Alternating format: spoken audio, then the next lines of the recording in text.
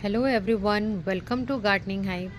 Friends, अगर आप लोगों के यहाँ जो पेड़ हैं उनमें सडनली कुछ पेड़ ऐसे हैं जिनमें सडनली आपको लग रहा है कि पत्तियाँ पीली होनी स्टार्ट हो गई हैं, पत्ते सारे झड़ रहे हैं और आपको समझ में नहीं आ रहा है कि एक सडनली एकदम से ये क्या हुआ है कि पेड़ अच्छा खासा हरा भरा था और एकदम से उसमें पत्तियाँ पीली होकर सारी झड़ रही हैं।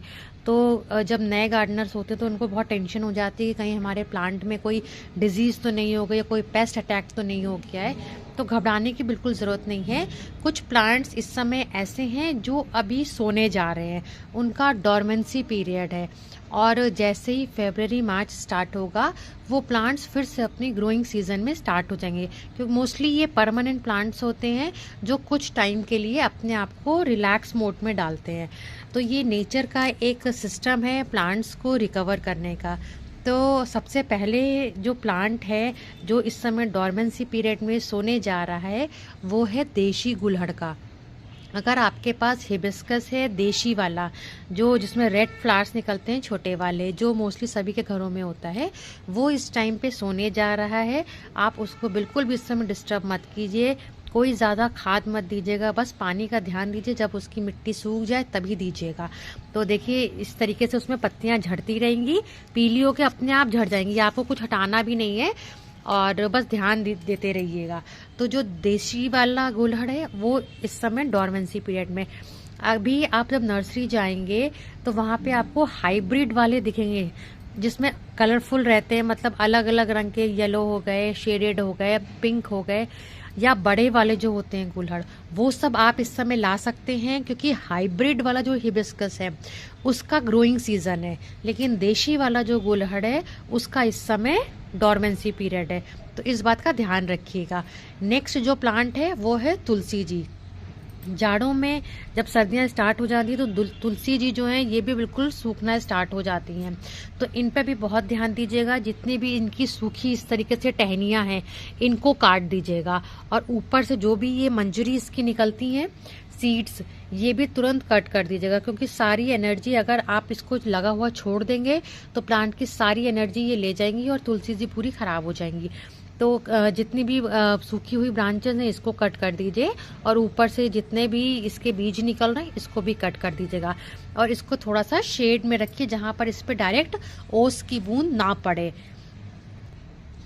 तीसरा जो प्लांट है जो इस समय डोरमेंसी पीरियड में जा रहा है वो है देशी गुलाब, जिसमें रेड कलर के छोटे वाले फ्लावर्स आते हैं खुशबू वाले, वो इस समय डोरमेंसी पीरियड में जा रहा है। लेकिन जो आपके हाइब्रिड वाले होंगे जिसमें कलरफुल बहुत शेडेड टाइप के निकलते हैं, बड़े बड़े से रोजेज, उसका ग्रोइंग सीजन है, तो आप वो लाके लगा सकते हैं। मगर जो देशी गुलाब है वो भी इस समय सोने जा रहा है।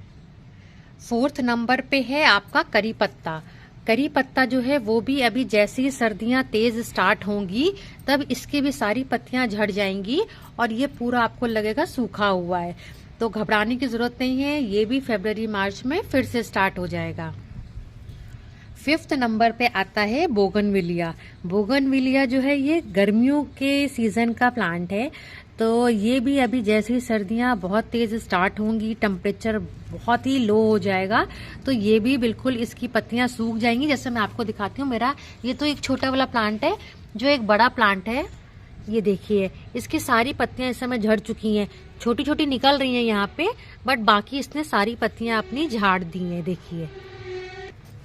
तो बोगनविलिया भी अभी सोने के रिलैक्स मोड पे होने जा रहा है। फ्रेंड्स, अगर आप लोग को मेरे वीडियोस अच्छे लग रहे हैं तो प्लीज़ लाइक, शेयर और सब्सक्राइब ज़रूर कर लीजिए। कुछ भी अगर आपको नया सीखने के लिए मिलता है तो प्लीज़ इसको लाइक करिए, और अगर कोई आपको गार्डनिंग से रिलेटेड क्वेरीज है तो मुझे कमेंट सेक्शन में ज़रूर पूछ सकते हैं। फ्रेंड्स, ये ऐसे प्लांट्स हैं, अभी मैं आपको और बता रही हूँ, क्योंकि जब आप नर्सरी अभी जाएंगे विंटर फ्लावरिंग के जो भी होते हैं प्लांट्स लेने, तो नर्सरी वाले ना ये सारे प्लांट्स आपको ज़रूर दिखाएंगे कि ले जाइए, परमानेंट प्लांट हैं, बहुत खूबसूरत हैं। और आप लोग लेकर चले आएंगे। होता क्या है, जब आप जिसका इस सीज़न नहीं होता है और वो वाले प्लांट्स अपने घर ले आते हैं, तो जब भी आप इसको लगाएंगे तो वो प्लांट सरवाइव नहीं कर पाता है और आपका मेहनत पैसा सब वेस्ट हो जाता है। तो इसलिए अवॉइड कीजिएगा इन प्लांट्स को अभी लाने की। अगर आपको ये चाहिए है, क्योंकि ये परमानेंट प्लांट्स होते हैं, तो इनको फरवरी या मार्च में ही लीजिएगा, जिस समय बसंत स्टार्ट हो रही होती है, उस समय इनका ग्रोइंग सीजन होता है। नेक्स्ट प्लांट है ये चंपा या प्लूमेरिया का जिसको बोलते हैं। देखिए, ये भी इस समय अपनी सारी पत्तियां झाड़ देगा और ये भी इस समय बिल्कुल सोने जा रहा है। तो इस समय हमको इस प्लांट को भी डिस्टर्ब नहीं करना है और ना ही नर्सरी से लेकर आके इसको लगाना है। फ्रेंड्स, इसके बाद नंबर आता है हमारे प्यारे अपराजिता प्लांट का। अपराजिता प्लांट भी इस समय विंटर्स में डॉर्मेंसी पीरियड में जाता है। देखिए मेरे दूसरे प्लांट की हाल, ये पूरा इस समय सो चुका है और अब ये फरवरी मार्च में ही उठेगा।